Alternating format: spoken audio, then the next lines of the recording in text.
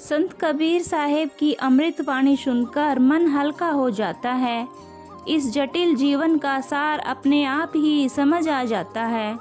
इन दोहों का अर्थ समझाते हुए यही प्रयास रहा है कि हम इसे डे टू डे लाइफ से जोड़ पाएं और प्रैक्टिकली इन्हें अप्लाई कर पाएं। बलिहारी गुरु आपकी घड़ी घड़ी सो बार, मानुष ते देवता किया करत न लागी बार। हे सतगुरु, आप धन्य हैं, बारंबार कोटि आपको धन्यवाद है। जरा भी देर न लगी, शरण में आते ही मनुष्य से पूज्य देव बना दिया। शीस खांडा गुरु मस्कला, चढ़े सबद खरशान, शब्द सहे सन्मुख रहे, निपजे शीस सुजान। इसमें सदगुरु कबीर कहते हैं, शिष्य रूप तलवार को शब्द रूप सैकल देकर शुद्ध करने वाले सदगुरु शीकलीगर हैं। जो कोई उनके शब्द शान पर चढ़ के सन्मुख शब्द खरशान की रगड़ सहन करता है, वही शिष्य श्रेष्ठ ज्ञानी बनता है। भली भई जो गुरु मिले, नातर होती हानि, दीपक ज्योति पतंग ज्यों पड़ता आए निदान। अहो धन्य भाग, जो सद्गुरु मिल गए, नहीं तो बड़ी हानि होती। जैसे पतंग दीपक की ज्योति में जल मरता है, वैसे ही जीव गुरु बिना काम अग्नि में जल मरता है। भली भई जो गुरु मिले, जाते पाया ज्ञान, घट ही माही चबूतरा, घट ही माही दीवान। बड़ी अच्छी बात हुई कि सद्गुरु मिले, जिसे सत्य ज्ञान प्राप्त हुआ, और घट ही के तकत पर कचहरी लगी, और घट में परस्पर उधम मचाने वाले का फैसला करने वाले मुंसिफ भी घट ही में मिल गए। राम नाम के पट तरे, देवे को कछु नाहि, पहले गुरु संतोषिए, हवस रही मन माहे। साहिब कबीर कहते हैं कि गुरु का दिया हुआ बख्शिश राम नाम के बदले कोई भी ऐसा पदार्थ नहीं है कि दिया जाए। फिर गुरु को क्या देकर संतुष्ट किया जाए, ऐसी अभिलाषा शिष्य के हृदय में बनी ही रहे। निजमन माना नाम सो, नजरी न आवे दास, कहे कबीर सो क्या करे, राम मिलन की आस।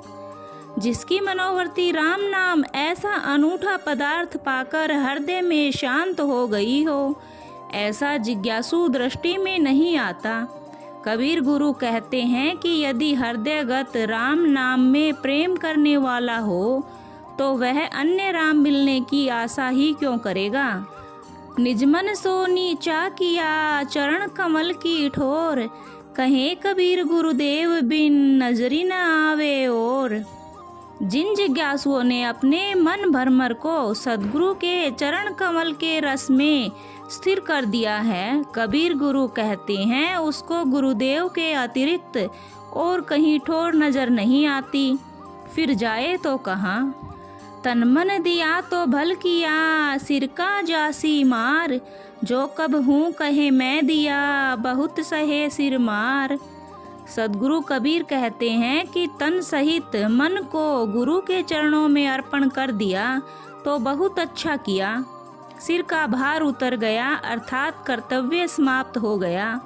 परंतु जो कदाचित कहे कि मैं दिया तो ध्यान रखो, वह बहुत 84 भोग का दंड सहेगा।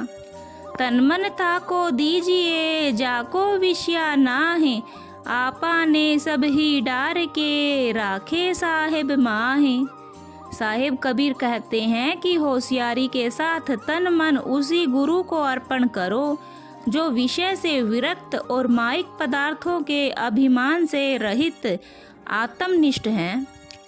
ऐसा कोई ना मिला राम नाम की मीत, तन मन सौंपे मृग ज्यों सुने बधिक का गीत। केवल एक निरंतर राम नाम से प्रीति करने वाला प्रेमी बहुत कम होता है, जैसा कि तन मन की शुद्धि भूलकर मृग व्याध के गीत श्रवण करता है। जल पर माने माछली, कुल पर माने शुद्धि, जाको जैसा गुरु मिला, ताको तैसी बुद्धि। जल परिमाण के अनुसार ही सरोवर सागर आदि में छोटी बड़ी मछलियाँ रहती हैं और ऊंच नीच खानदान के अनुसार ही मनुष्य के आचरण में स्वाभाविक शुद्धता होती है। ऐसे ही जिसको जैसा उपदेशक गुरु मिले वैसे ही उसकी बुद्धि हुई और होती है। जैसी प्रीति कुटुंब की तैसी गुरु से होए, कहें कबीरता दास का पल्ला न पकड़े कोई। मनुष्यों की जैसी प्रेम शक्ति परिवार में है, वैसी यदि ज्ञानप्रद गुरु में हो तो कबीर गुरु कहते हैं ऐसे मोक्ष धाम के मुसाफिर को कोई विघ्न बाधा नहीं डाल सकता। सब धरती कागज करूं लिखनी सब बन राय, सात समुंदर की मशी करूं गुरुगुण लिखा न जाए। शायब कबीर कहते हैं कि यदि संपूर्ण पृथ्वी को कागज किया जाए और सब जंगल की कलम बनाई जाए एवं सप्त सागर ही को मसी पात्र बनाकर जन्म पर्यंत लिखे तो भी गुरु की प्रशंसा नहीं लिखी जाए।